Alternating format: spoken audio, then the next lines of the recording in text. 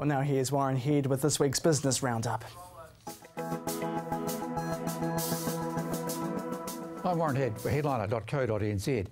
Now, if you've been reading the business part of the newspapers or watching this program in recent weeks, you've probably been picking up that things are looking up for the economy.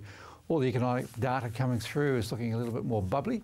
Optimism, of course, is always a precious thing and short at times, but it seems to me that some of the big indicators are going the right way. Now, we may not see that change the growth rate of the country, but it will mean, of course, that people will be a little bit more free with their spending, so the retail sector should have a pretty good Christmas, I'm picking. Apart from out on the farm, of course. The big news is this week that the new international trade deal, the Trans-Pacific Partnership with 12 other countries, is something quite spectacular in the long term. We'll start to see the benefit of that in about a year or so after they work through just which economies are likely to trade more with us.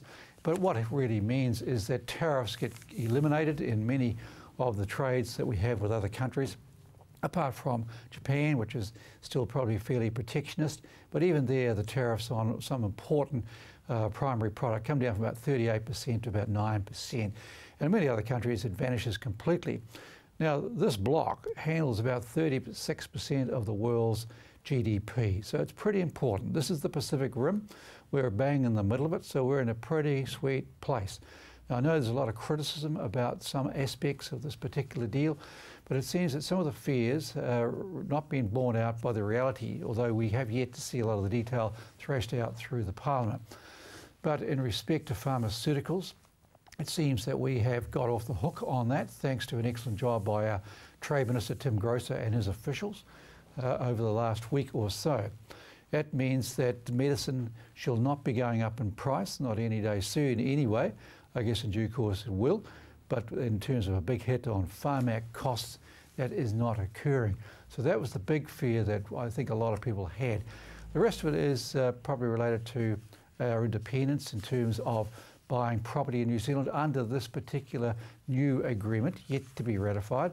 It would be very difficult to reject any foreign offer to buy real estate in this country. I'm not quite sure just how far that scales up and what the role of our overseas investment authorities will be in this respect, but that's quite a big development as well. That brings me around to migration. What we have at the moment is a surge of people wanting to come to New Zealand, and a lot of Kiwis not wanting to go away. So our net migration at the moment is flowing at a phenomenal rate of about 60,000 net inflow. That's about 1% of the population. Now, in normal terms, it's about 15,000. It's likely that within the next year or two, we'll be going back towards that 15,000, but that 60,000 net migration is going to put pressure on jobs in this country. And I think we're likely to see the unemployment rate go up.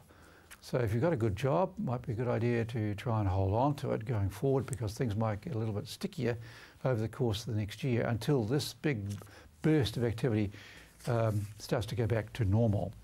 A lot of optimism around this week. One of our big international companies, Air New Zealand, looking for a big year after an already phenomenal year this year. They're talking about a profit of 400 million. And you may well say, well, that's coming out of what they charge us for air seats. Now, well, of course it is. But it also means that they have the cash flow to buy these fantastic new aircraft, which can keep the efficiencies in control and they go a bit further. It also means that you're flying on one of the safest airlines in the world. And I'm in the camp that thinks that if you're stuck at an airport, I'm not inclined to grizzle too much about it. I'd rather have my feet on the ground than in an aircraft that's a little bit shaky. So I'm pleased to see Air New Zealand keeping their aircraft on the ground when times get a little bit rugged. I'm sorry for the people who get a little bit annoyed if they feel they're not getting a helping hand, the helping hand they think they should get. And that came up at the annual meeting of the airline this week, probably distracted from what else the company had to say about new routes, etc. But I can tell you that the future looks bright for this airline, and that's good for all of us. I look forward to the future, and I think in about 15 years' time, we'll look back on that new trade deal and say, boy, what a difference it has made to our wealth in this country. I'm Warren Head for Headliner.